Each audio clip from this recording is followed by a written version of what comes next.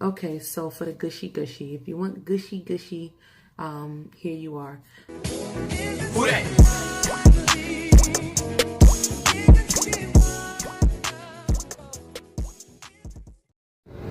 Yeah, so I got the Nexplanon back in February of 2016, and it was supposed to be removed in February 2019. I thought something long-term would be good because I am a student and I didn't want any surprises. So I tried it and I got it removed early for a number of reasons. So I have my phone here. I have everything listed down right here, and I'm going to go through them. The first thing, hair. 6 months into having it, over the summer I kept my hair braided, and I started noticing my braiding styles wasn't lasting because I would always scratch. My hair was getting dry. I was buying a lot of sulfur 8 products, and this was stuff that I've never dealt with. I'm in my about to be 30s, and I've never dealt with dry scalp. As you see, I am oily. I have oily face. I am an oily person. So for me to start experiencing dandruff, it was too much. I'm actually going to show a picture of how bad it started to get.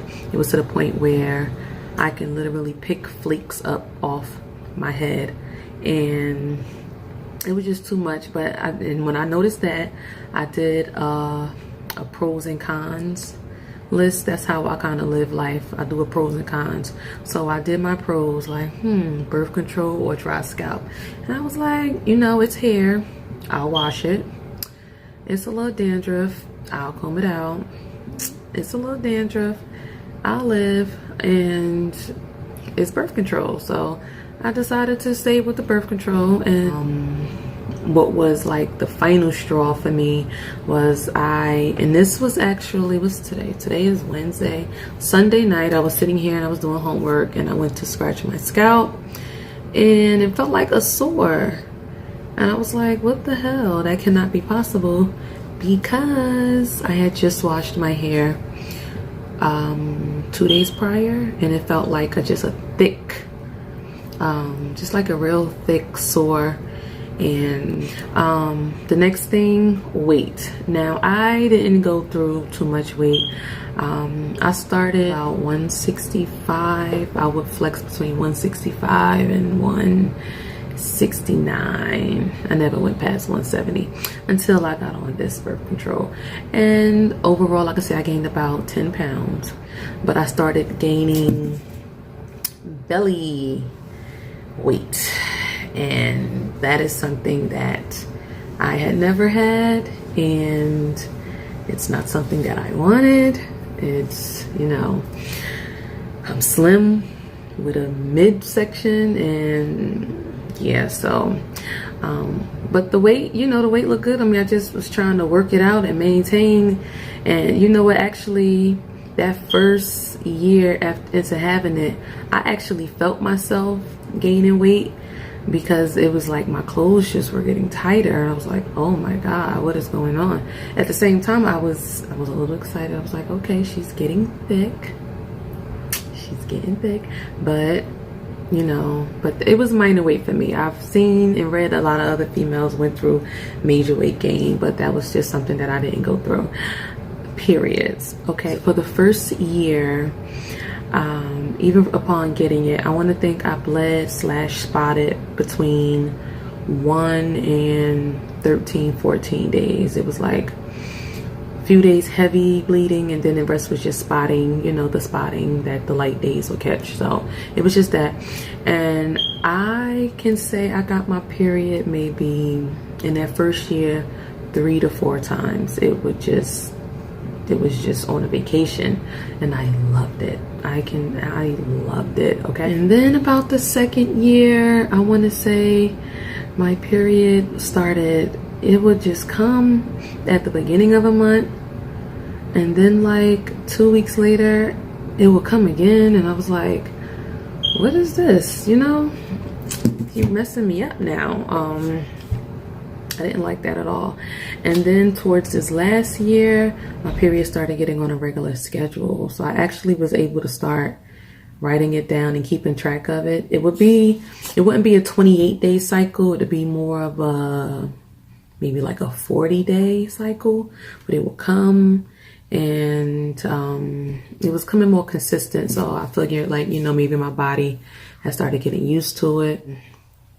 Another thing I went through it, I am always tired, and we're adults. We get up, we work, we school. I'm a mom. I do a lot, but I'm always tired. And it's like, the next thing was my arm. Okay, so I got the insert. I'm a right hand person. I got my insert on my left arm right here. And I'm going to show a picture of my little bandage. And yeah, it was pretty quick. So my arm would hurt. It would just feel like just like this area of my arm, like the thing was here, but it would just feel like this area, it would hurt, just this little piece of muscle right here. Like I can honestly say, like, I felt some pain in it sometimes, and it's like, oh, why is my arm hurting? I even realized, like, sometimes my legs was hurting too, and that would make me think, because I said Depo used to make my bones hurt. Like, I actually felt my bones and my body hurting me. So I wonder, if all the hormones and everything with this stuff was bothering my legs also. But we're going to see. My next thing was my face. So I am a pimple popper, hence, this stuff up here. I pop pimples. I'm a pimple popper. I pop pimples. But my face started to break out too much for me. My back, like, I would get like little pimples on my back. Like, yeah. Another thing I want to say before I get into the hefty stuff, I was sweating a lot at night, but it was just to the point, no matter how cold it was, I was still hot. And I was like, what's this? But I don't know if it had anything to do with it, but I'm just thinking about everything that's changed while I had this thing in my arm. Okay, so for the gushy, if you want gushy, here you are. So the first thing was, I would feel bothered sometimes out of the blue. And, I would take my little yeast infection, Daplukin, and sometimes it would, cease away, but then sometimes it would just be like, okay, what's going on? But by the time, I done went to the doctor and everything, I'm getting stuff checked out, there's nothing wrong with me. And I started to feel like there was a lot more moisture coming around. I had started taking some probiotics to try to help with it, and it would make some changes. I found some natural remedies on YouTube about discomfort and everything down there. There was never any odors. Like, I've never done discomfort, like, like, I took a shower today, let me just go and clean it again or wipe it again or something. Like, it's just, I even thought about if it could have been something I was washing my clothes with, but not for nothing. Now, to each his own. I am a type of female where I wear light days every day. You do you, I do me, and it works for me. So thank you. I started to realize that I didn't want to be bothered with people, which is not me. I'm a family-oriented person. I have a bunch of friends. I can go out to, clubs and bars and all of that stuff on my own. I was like a real big social person, and I realized that I have been withdrawn from people, withdrawn from social outings. If there was a weekend that had come around and my children were away for the weekend, I would literally come home on Friday and not move my car again until Monday when it was time to go back to work. And if you can ask me what I was doing in the house, I was laying in bed, probably binge watching some show on Netflix. I would not answer the door. People can text me asking me, hey girl, what you doing tonight? Or a guy could, you know, can we do something tonight or go somewhere, chill? And I would act like I was asleep. Or I would just ignore it, and I still ignore it. I just did not feel like being bothered with people. I never want to be bothered with people. So I would, like, even when I did go out, and I would go out and I would have a very good time. I can go out and I can meet a lot of people, get a lot of phone numbers, you know, living a single life. And it would just stop that right there. Like, they could text me or call me afterwards. And it's like, I just be like, ugh, I don't want to talk. I don't want to go out. Just leave me alone. I just did. And I really didn't understand. I just thought, you know, I would make up excuses for everything. Like, and I know people make time for who they want to make time for, but I don't make time for anyone, really. And I can't say it's always been an excuse, but I would just make up some type of reason in my mind to why I just didn't want to be bothered. I, you know, did some research about it, and I've seen and read and listened to a lot of other stories of females online who went through different types of anxiety and a lot of other issues while they were also on this birth control. And that's when it started to click that, you know, maybe it wasn't just my attitude. It might have just really also been the hormones circulating in me, making my little bit of attitude 10 times worse. So if you are listening to this, I'm sorry. And hopefully it gets better from here. I'm going to try to do better, but it's not a promise. But yeah, I